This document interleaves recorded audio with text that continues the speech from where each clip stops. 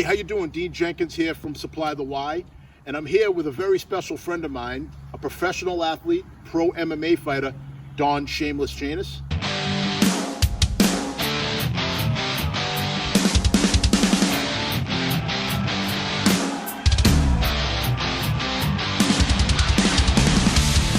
So what we're going to do today is we're going to talk a little bit about distance, and we're going to actually demonstrate how quickly somebody can close distance in a violent situation.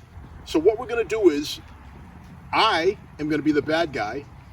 Don here is going to be the police officer, and we're going to see how much distance it's going to take in order for him to safely be able to get away from me. Is it a yard? 5 yards? 10 yards? Who knows? But we're going to give it a shot, and we're going to take a look. So we're going to get started here, and we're about a yard apart here, and this is my trusty knife, all right, because obviously we don't want anybody to get hurt, but we just want to demonstrate what it would look like. How we doing today, man? Hey, what's going on? Not too much. All right, so that was about a yard apart. Don, how did that feel when I came at you? I had nothing. I was walking forward to approach the situation, and my reaction time to him just bolting at me, I maybe got a yard back before I got hit. So we know a yard's not going to cut it. Let's expand the distance a little bit and see what's going to happen from there. All right, so now we're going to bump it out to about 5 yards, and we're going to see what that looks. 5 yards, 15 feet. Hey, man, what's the issue today? Nothing. What's your issue? Why are you here? I'm checking on you. I saw a lot of noise when there's...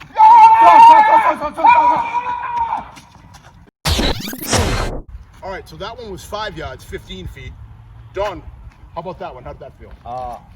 Without turning and running, I wasn't going to be able to handle that situation head on.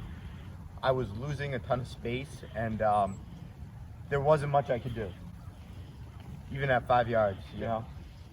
Did you think that it would be that I'd come down so quickly on you, being that there's a... So if you look at the size difference, there's quite a size difference here. So just to tell you a little bit, I'm 44 years old, and I'm about 250-ish pounds.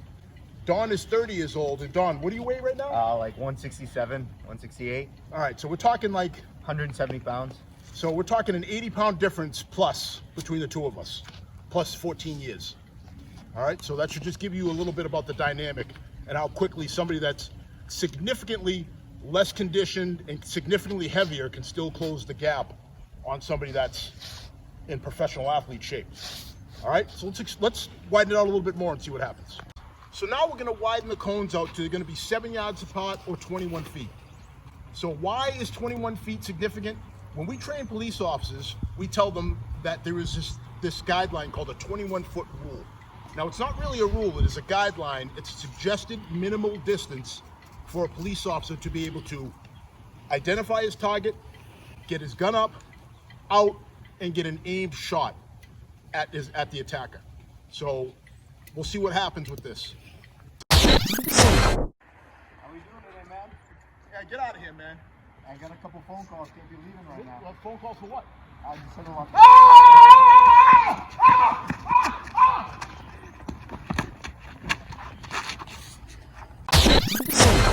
All right, that was 21 feet.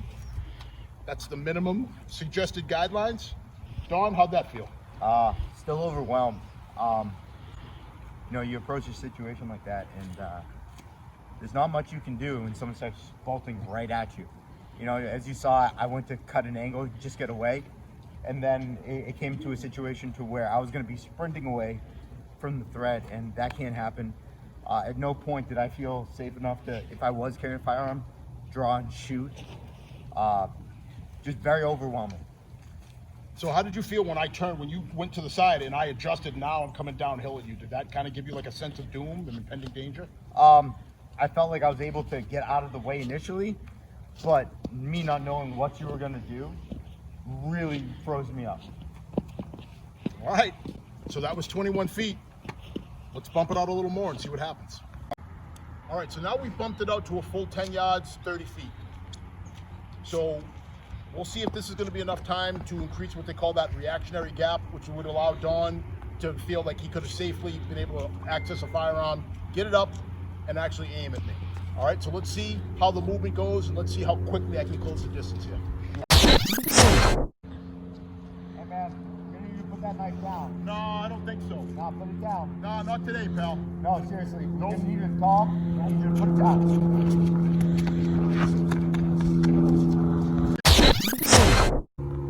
All right, so that was 30 feet. So let's see what Dawn has to say about that. Dawn, how'd you feel about that one? Obviously, I saw that there was a threat with a knife from that far away.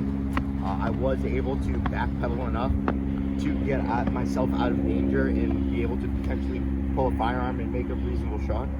But still, that gap is, 3 yards shorter, and I'm getting overwhelmed again. So I'd say about 10 yards is kind of where I felt comfortable enough to back away. But, it's crazy.